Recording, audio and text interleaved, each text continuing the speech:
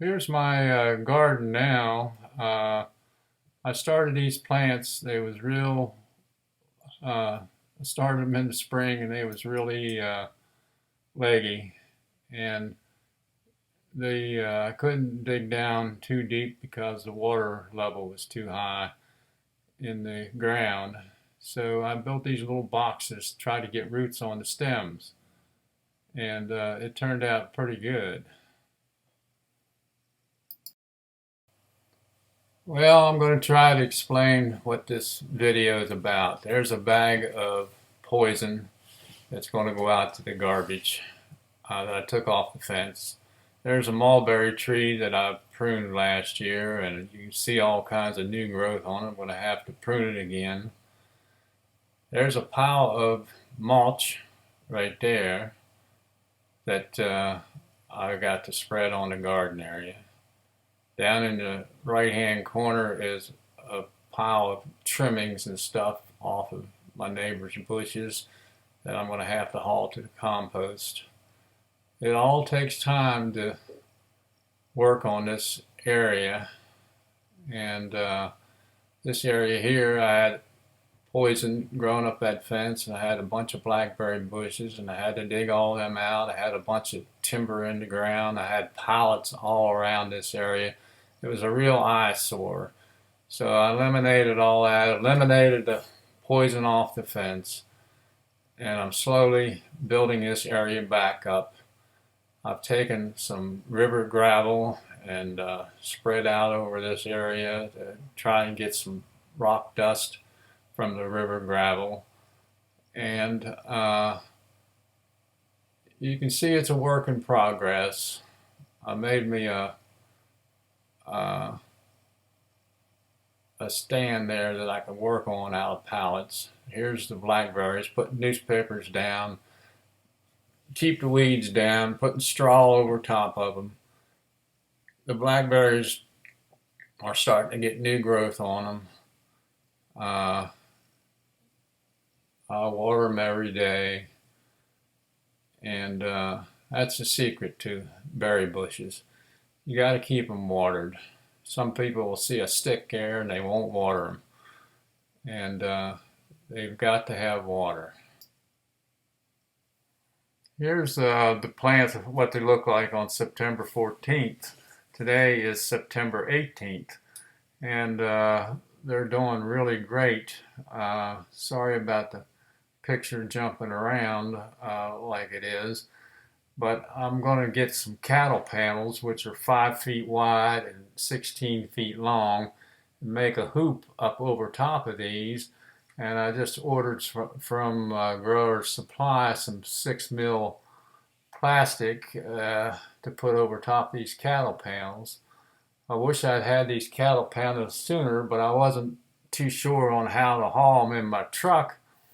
And I come up with the idea I'm going to get some 2x6s that's 12 foot long and put these cattle panels on top of them in my truck. Trouble is, my truck, I have a cap on it, and it's going to be a problem trying to haul it. But we'll see how that turns out. These plants are really looking great, and I just wish I could have stood beside them, and you can see they're over 6 foot tall, and they should really do good before the cold weather, the frost really hits.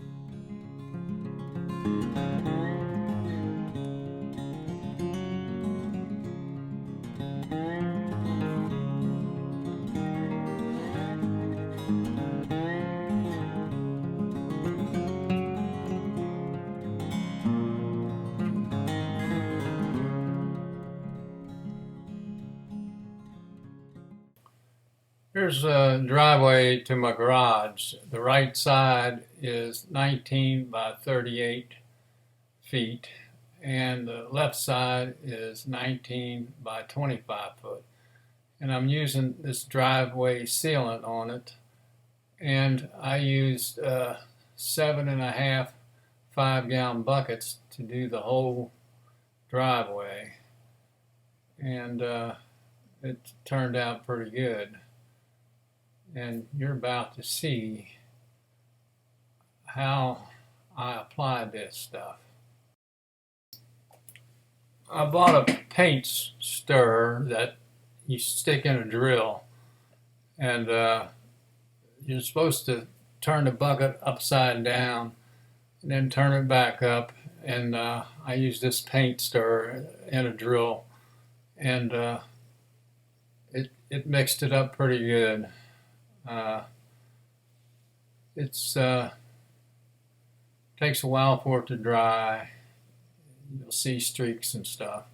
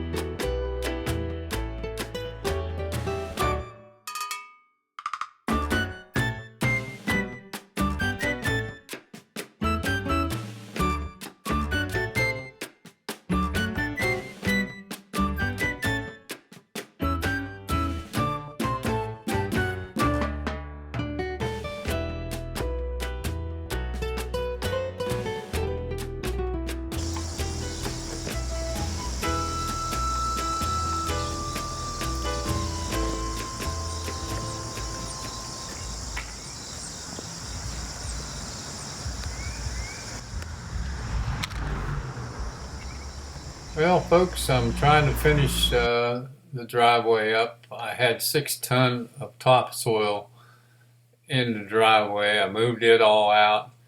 Then I had to pressure wash 2 or 3 times to get the dirt off the blacktop.